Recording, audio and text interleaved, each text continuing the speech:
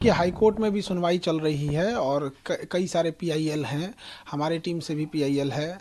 और उसमें जो लिस्टिंग वाली चीज़ है, अभी देखिए 34 नंबर पे है, टैकल होता है कि नहीं, कई बार डेट पे डेट आ जाते हैं, तो वो न्यायिक प्रक्रिया है, उस पर हम लोग नहीं कुछ कह सकते हैं।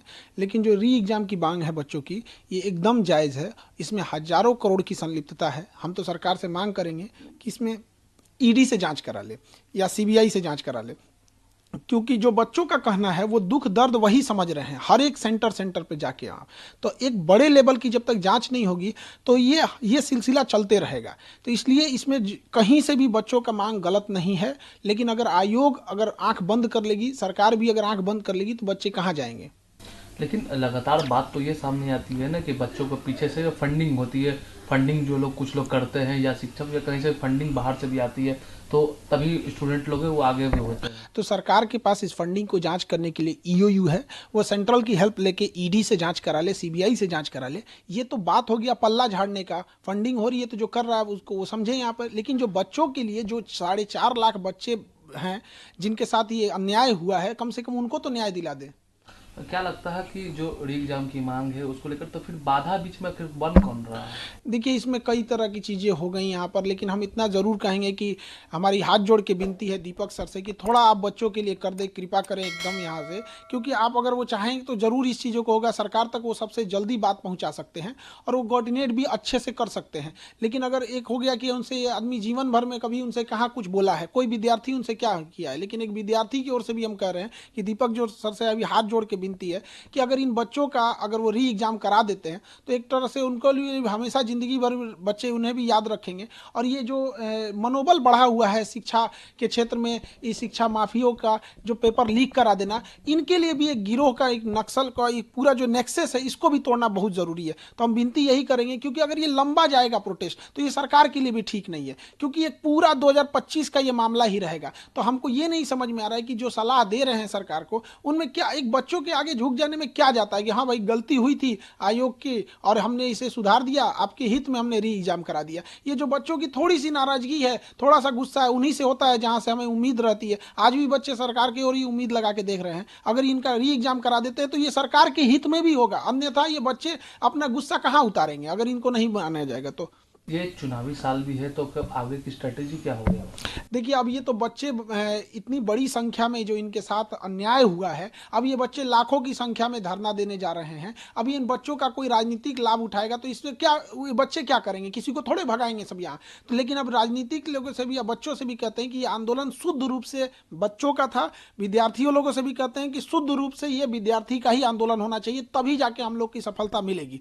क्योंकि डायरेक्ट जो अगर देखेंगे स्टेक होल्डर तो बच्चे हैं, इनडायरेक्टली हम लोग हैं, क्योंकि हम लोग उन्हें पढ़ाते हैं, उनके साथ अन्याय होता है तो हम लोग उनकी आवाज़ बन के एक संगठित कर देते हैं। लेकिन इसका डायरेक्ट स्टेक होल्डर वो बच्चे ही हैं।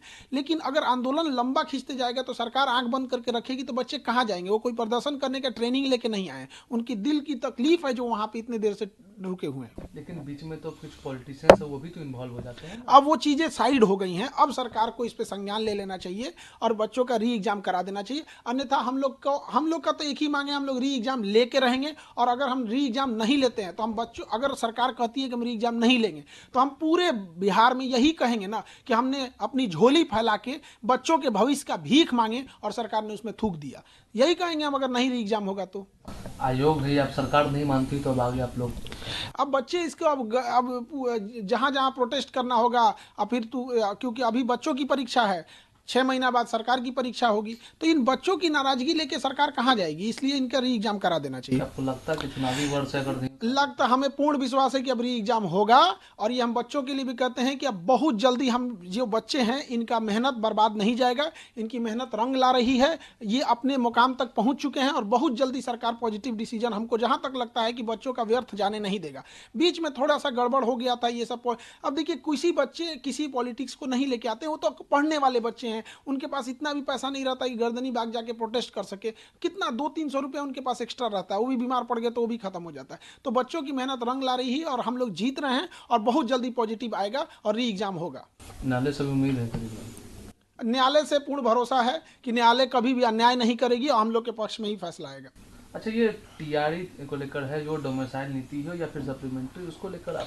देखिए बीपीएससी टीआरई ने मजाक बना के रख दिया है।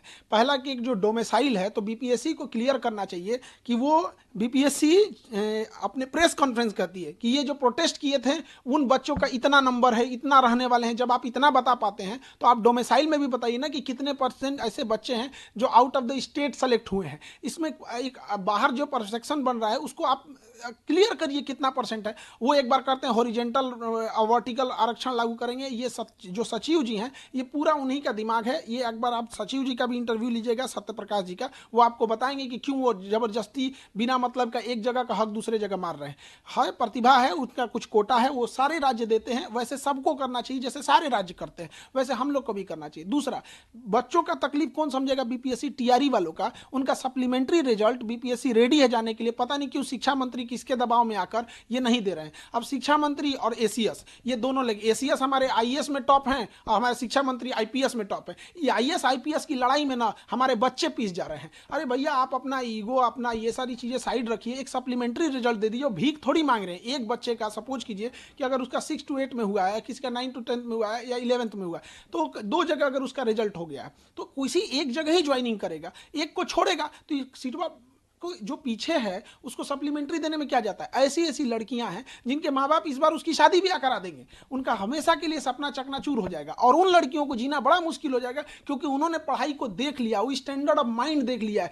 तब उसको आप जंगल में से शेर को ले आकर फिर सर्कस में रखेंगे तो टेंशन से मर जाएगा बेचारा। तो उसका एक इन्वायरमेंट है, उसने जिंदगी को जीना सीखा है। तो ये सप्लीमेंट्री रिजल्ट दे देने में पता नहीं कि सरकार को क्या जाता है। अच्छा, ये अंतिम सवाल है, ये पीएम है वो परीक्षा पर चर्चा कर रहे हैं, उसको लेकर? देखिए पीएम हमारी परीक्षा पर चर्चा कर रहे हैं, ये उनका बहुत सराहनीय प्रश्न है। लेकिन पीएम साहब बैठते हैं दिल्ली में और वहां से हमारा बिहार बड़ा धुंधला दिखता है। हम परीक्षा पे चर्चा करके और परीक्षा देके क्या करेंगे कि यहाँ सीटें बेच दिया जाए, परीक्षा ही में ही धांधली करा दिया जाए। हम लोग तो कह रहे हैं कि भैया री एग्जाम ले लो। तो पीएम मोदी जी से भी विनती है कि थोड़ा बिहार को भी देखिए, वहां से धुंधला दिखता होगा, अपने ही जांच करा लीजिए। यदि हम कह रहे हैं कि जांच अगर बड़े लेवल की जांच करेगी, सीबीआई ईडी, अगर इस सब बड़े लेवल की जांच होगी तो जरूर इस चीज का पूरा भंडा फूट जाएगा और एक पूरा नेक्सस सामने बाहर आ जाएगा कि कौन इसमें संलिप्त है। जो भी विद्यार्थी है, जो भी शिक्षक है, अब वो हम सबको पता है कि इसमें धांधली हुई है। तभी हम लोग इतने बुलंद आवाज में कहते हैं सीबीआई जांच करो। वरना कोई कहे कि जो लोग संलिप्त हैं या सरकार से ही कहते हैं कि आप क्यों इस चीज को एक ईगो पे लेके बैठे हैं। बच्चे हैं, आप ही के बच्चे हैं यहाँ, तो मान लीजिए इस चीज को री एग्जाम करा लीजिए, उन्हीं के लिए अच्छा रहेगा ये चीज।